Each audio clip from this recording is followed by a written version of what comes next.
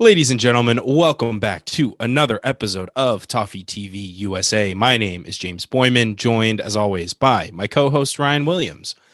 And we're here to talk about Everton, as always, but more specifically, Everton's newest managerial appointment, which has been all the talk of the town over the last week or so.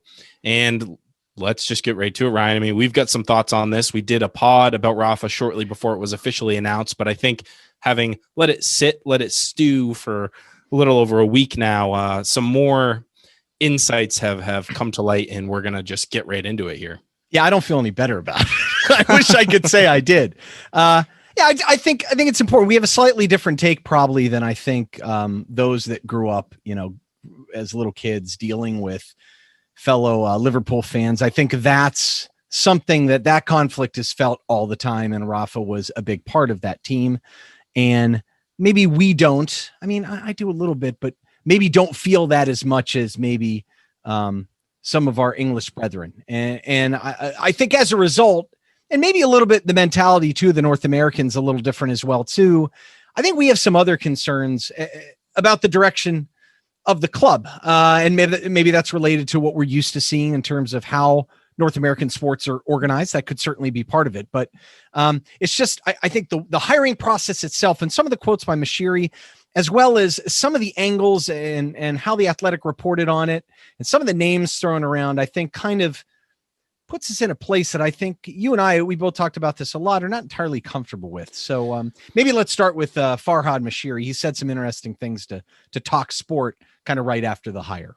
Yeah, and I think it was important for Farhad to come out and make some sort of statement. Agreed. Now, the fact that he did may not put very many people at ease, but essentially he went on TalkSport and he said, look, I'm the biggest fan in regard to Everton. Oh, yeah. He said, I've reacted in most cases ahead of fans when there was discontent.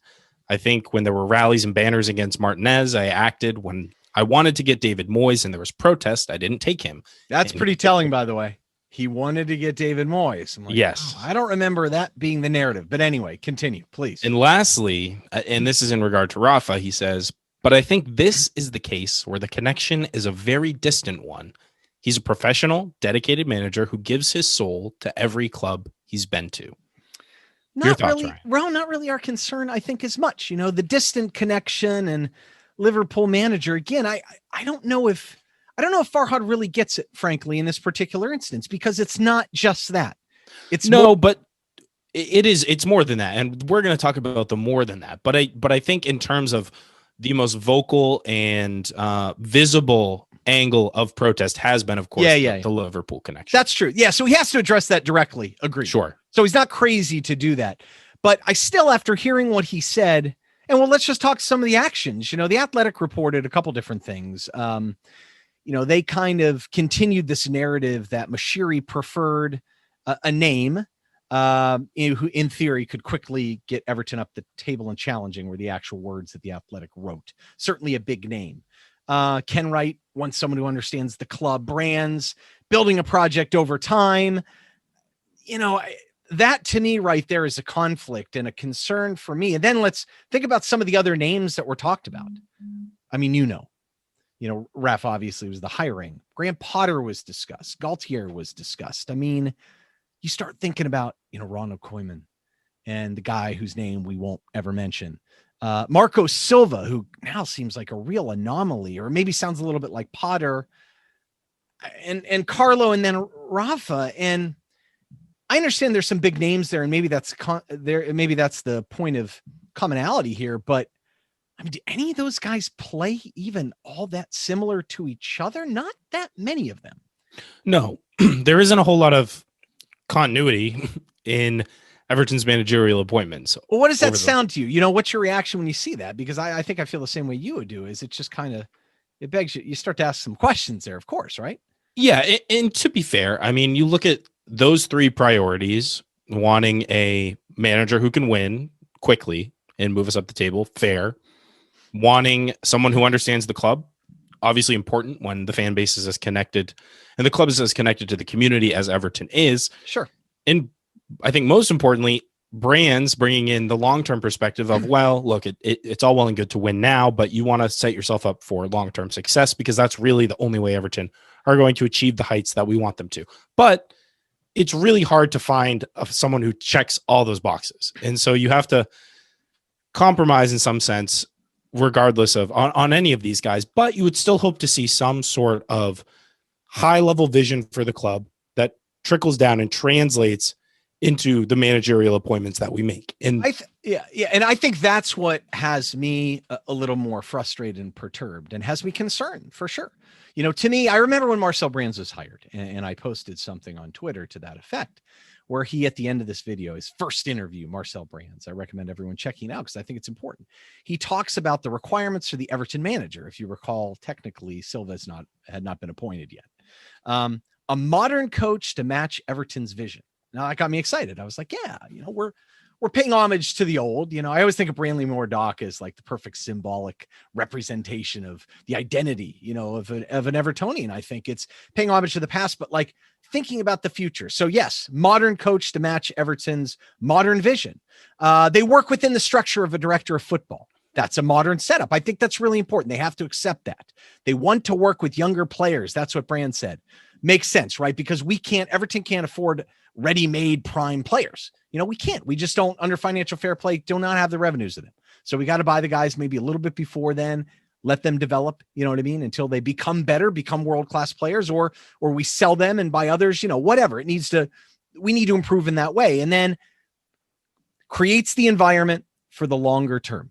Right. That's Marcel Brands. And that's your director of football. Now, ultimately, though, I think there's a little misunderstanding. I think a lot of people think that the director of football's job is to establish the playing identity. To me, the identity of the club is what it is. I mean, that's just something you got to tap into. The more you tap into it as a club, as a business, because I think of that identity as almost like a brand, the more energetic fans get. And it's not just the identity, too. It's the vision.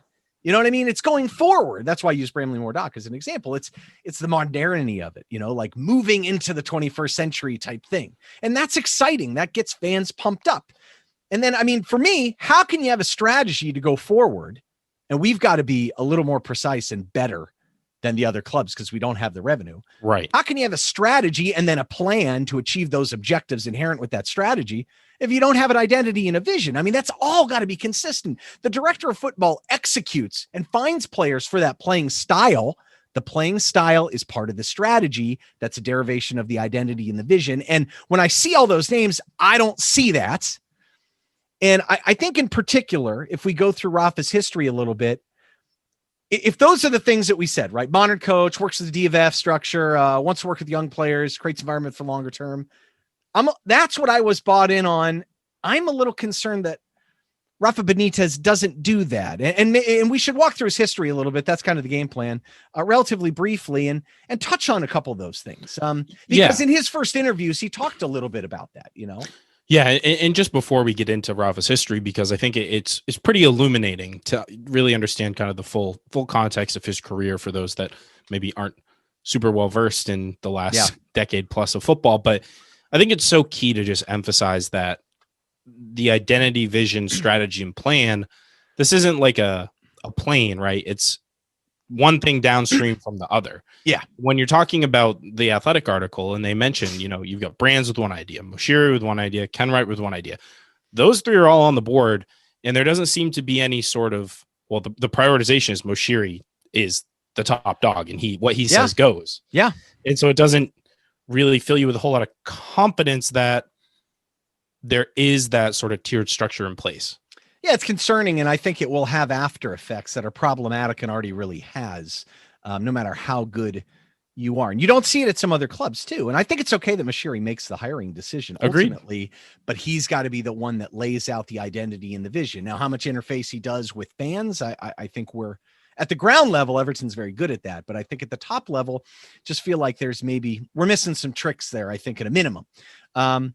Anyway, so let's get into Rafa's history because I think it's interesting, and the type of coach he is doesn't quite agree with some of those other guys. But it is an interesting history. A lot of people don't realize he started out as a player. He hurt himself at the U19 level with Spain and really kind of ruined his playing career, he ended up starting to coach at like age 26 for Real Madrid staff. He grew up in Madrid.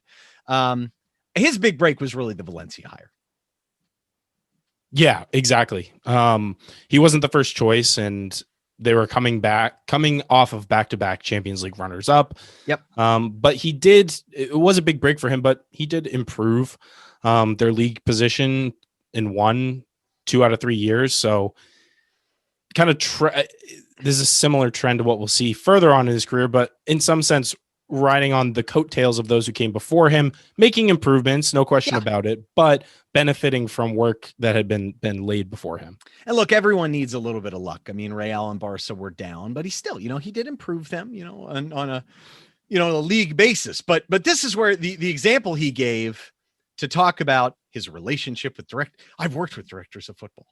Well, it seemed like he had a little conflict as well. I think, originally Javier Subrites, I believe is his name. He's a former Valencia player. He was the original sporting director that was over top of Rafa. And I think they got along okay, but Suso Pitarch is the guy who replaced him. And Benitez had all sorts of issues there with him.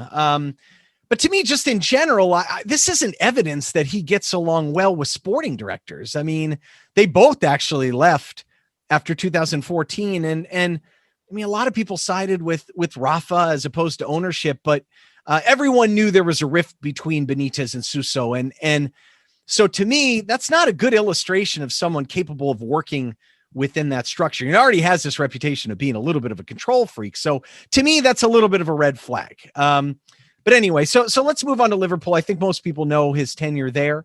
Kind of started out, he couldn't keep Michael Owen, but signed a bunch of new players. He won the Champions League first season. And again, there was some fortune there involved in it, but you got to give him credit for doing it. The one thing you notice is he turned his squad over very quickly. And that's kind of where his reputation was of not being a Superman manager. I remember he replaced Jerzy Dudek like the second the final was over. But he dealt with some ownership changes there too. Tom Hicks, we all know, American owners both times too. New owners, he complained about getting backed by them. I mean, they thought he was going to get fired at one point. He didn't sign an extension. I mean, there was a lot of complaining, right? He does not give you the feeling warm and fuzzy that he's going to be the yes, sir type yes person, maybe that Moshiri wants. No, definitely not. I mean, it's a theme throughout his career, and we'll continue to talk about it. He's had no qualms about going to media to voice his displeasure with not getting his way or not being backed. Sir Alex Ferguson. I remember that famous press conference where he just rattles off all the. Yeah, exactly. So then he went to Inter. I thought a lot of people maybe thought he was crazy for taking over for Mourinho's ridiculous treble-winning team. He did win the Club World Cup, which apparently was a big deal for them. But, the league form wasn't great. And sure enough, what happened? He was removed, demanding to be supported in the window. And look, he did have a ton of injuries there. But, I mean, come on, man. He lasted a couple months, So I don't think we can look at that one as a victory. And then he took a little bit of a break. And sure enough, he moved to Chelsea, which the fans were not happy with. Fans were not pleased with Rafa. They were known for singing "You're Getting Sacked in the Morning" at home matches to their own manager. I was reading another really excellent Athletic piece with some comments saying, there were banners actively out against him. And despite that, I mean, he achieved success with them despite never really winning over the fans. And Chelsea fans can be hard to please, to say the least. But again, I think it's just an example of perhaps his personality not making him always the maybe best manager, but also most agreeable to fan bases. Yeah. And look, he did all right. He got him the Champions League in his interim tag, which I don't think he ever liked. Won the Europa League. And he moved on to Napoli. And Napoli is a very interesting one too. He won the Coppa Italia, but the Napoli team had finished second year before with Walter Mazzarri, and the fans were really excited about him. They thought they were going to be fantastic, and he won the Copa too. So it wasn't like their first trophy in forever or anything.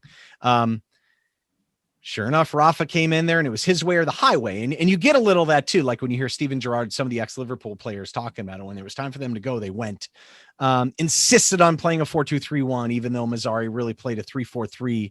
played guys out of position. He finished third. In his second year, he dropped out of the Champions League spots but magically moved to Real Madrid. But it really, if you look at his transfer business, it's amazing. And we're going to get into it later when we do our full squad assessment. I mean, he turned over a vast majority of the key players for Moshiri in 2 years. I mean, it's pretty dramatic stuff. So I think that's also a theme. You know what I mean? I think that very much is a theme. And then you look into kind of the transition into Madrid. He got a chance to do some recruitment there, but I think the story there was more one of man management. Don't you think? Most definitely. But again, you look at the Madrid, he did well numbers wise. They scored a lot of goals, scored 7 more goals than Barcelona. And no one finished with many goals. I feel like no one else is over 30. They scored 47 goals in his tenure there, his first by a mile. But he's still in third. But the fans hated how they were playing. I mean, that was a big part of it. Yeah, Ronaldo hated him. James is known to have not been a fan, which I think he said he was out of shape. He's constantly on him about fitness. So that's it. And I mean, Moshiri needs to know that if he's making that call. And see, to me, that's a conflict because it's kind of like Moshiri knows what a financial boon James Rodriguez is and how much attention he's given to Everton. I mean, God, you can't get him in the second year and suddenly push him out because your manager you hired can't get along with him, can you? I mean, that's absolutely not. And then you look at huge risk and you think about it is a risk in terms of James, who's obviously the biggest superstar Everton have had maybe ever. But then you think about some of these other players and you think about the managers and I'm looking for the silver lining here while you can be allowing you to go full doom and gloom. But there has been this kind of undercurrent ever since Everton have come into all this money under Farhad Moshiri that the players need to have a little more discipline and rigidness in their training regimen and a little more organization. And you can't just coddle them and tell them to just play a little dig at Carlo there and expect them to get the best. They need instruction. They need on the field management. And that's one area where Rafa, if you're looking for the bright side, might be able to bring some of those attributes to the Everton squad. I agree with that. I mean, many times even Marco Silva had them playing kind of a well-disciplined style, and it was effective, even if he was limited. But he was known to be really, I think, well regarded by the players. I think so, but he was very specific, and Rafa's going to be really hands-on. I mean, you've already seen some of the early training sessions. He is out there. You could tell they're already trying to play his vertical style too. It's very interesting the way he's changed up some of the drills already. And again, they only let you see so much, but hopefully we'll get a chance to maybe see a training session or something when they come in Florida. I think that would be really, really interesting, which we'll definitely report back on. I mean, some of the stuff is so hands-on though on this Real team. Maybe it was just a bad fit. I mean, you don't need to tell Luka Modric to stop using the outside of his foot. That's the famous one, and so look, he took over at Newcastle late. He couldn't save them. He actually had some bad results in terms of, unlucky, but again, his whole tenure there in Newcastle, you got to give him credit for sticking with him when he went down and then went back up, got to give him credit for that. But, constant complaining in the market. He started playing that 4-2-3-1, eventually kind of moved into a 5-4-1. And he let a lot of talented young players go, even though I know it was sell to buy. I mean, some of these guys like Tony and Armstrong and, there's some pretty talented guys. And I guess there's some reasons for it, but he doesn't necessarily, his recruitment didn't lend itself to older players necessarily, but it was certainly a mixed bag. And then I think questions should be asked about his move to China. Yeah. I mean, you've raised this point many times and I think it's a fair one. Look, there are two sides of this. I know. You know what I mean? Yeah, I'm not trying to be overly cynical here. No, but you start and you look at a manager of his pedigree. Well, to say that he wants to go to China to work on a quote unquote project seems just a little far-fetched. Yeah. Failing to mention they're paying you like 12, 13 million pounds a year. And again, I'm not suggesting in the press conference to say, I'm here only for the money. That's not what I'm saying. What I'm saying is that the offer was outstanding and it showed a commitment. I mean, you could be a little bit honest here. Right. You listen to it. I know sometimes big time managers say this, but you kind of were asking questions. And I think this one's hard to paint all that rosy. You know what I mean? Yeah, but I also think it's hard to like extrapolate a lot from because it's such a anomaly in terms of the rest of his career. Yeah. In that COVID hits too, it's just kind of right. COVID, if you're getting, I don't know what he was making at Newcastle, but he presumably got a huge raise. And even though his family is in the UK, at some point, when anyone's looking at a new job, you're going to weigh the salary, you're going to weigh the benefits, you're going to weigh the location, the situation with your family. And I think it's at the end of the day, a calculated decision. And if you decide that, look, if I take this job and work for a few years, I can set my family up for forever, basically, or for a very long time.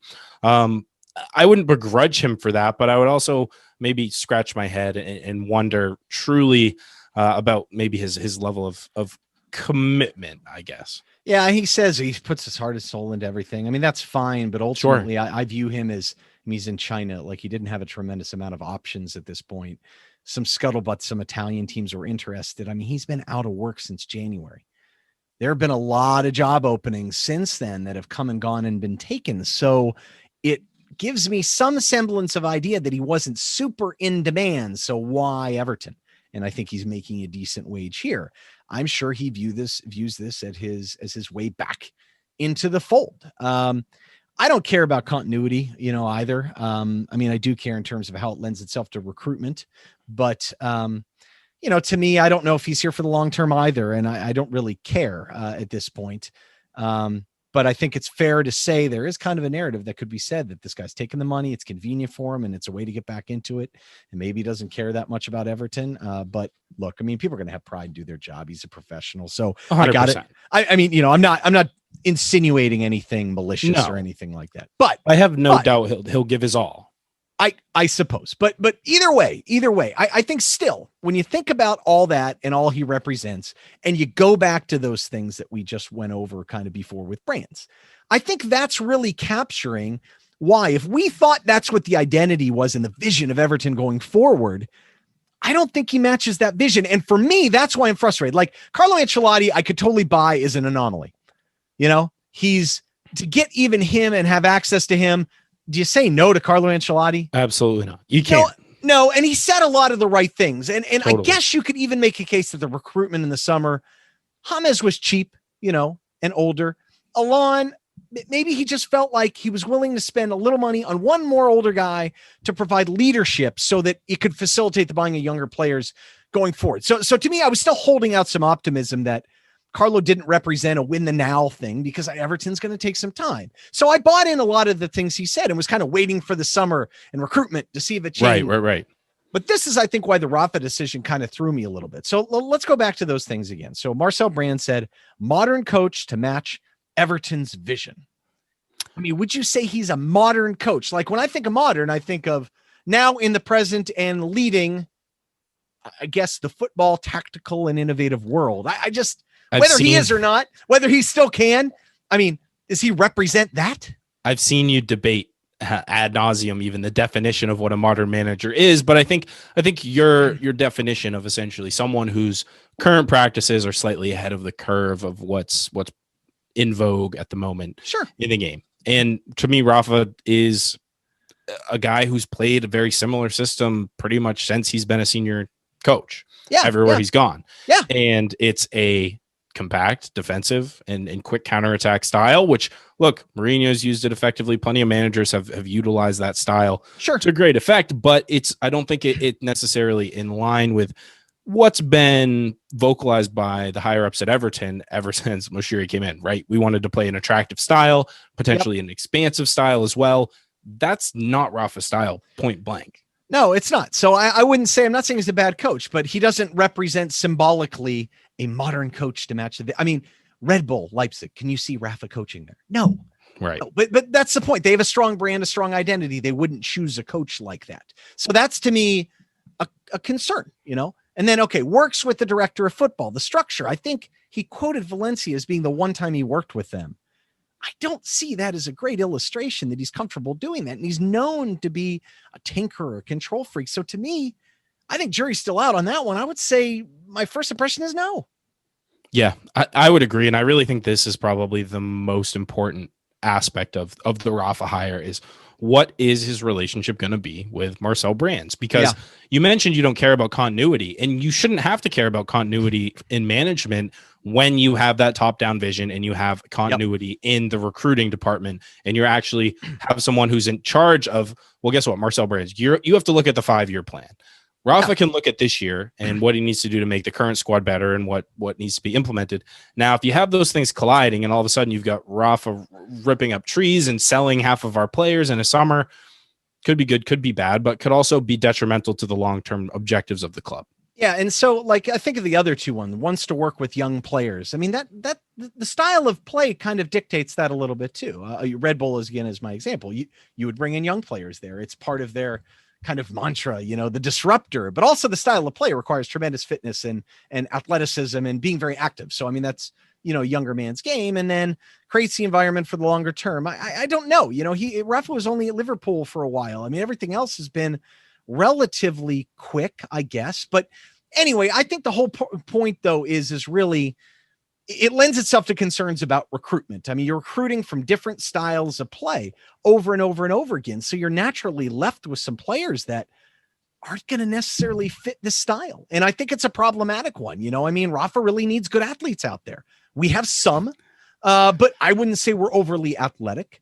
No. And that's why the recruitment's really important this summer. But if he goes and buys a bunch of old guys or guys that are just athletes and I know it's Everton, so they're going to be a little better than that, but just athletes that maybe don't have the ability to play in a good possession type, maybe modern, even counter pressing or high presser type of offense. If Rafa leaves in a year, we're stuck with again another mishmash of people. So like to me, there is some saving grace here. So in theory, if Marcel Brands keeps an eye on that vision and sticks to it, and make sure that the recruitment, at least guys are well-rounded enough or versatile enough that they can maybe adapt to another manager, I don't feel quite as concerned.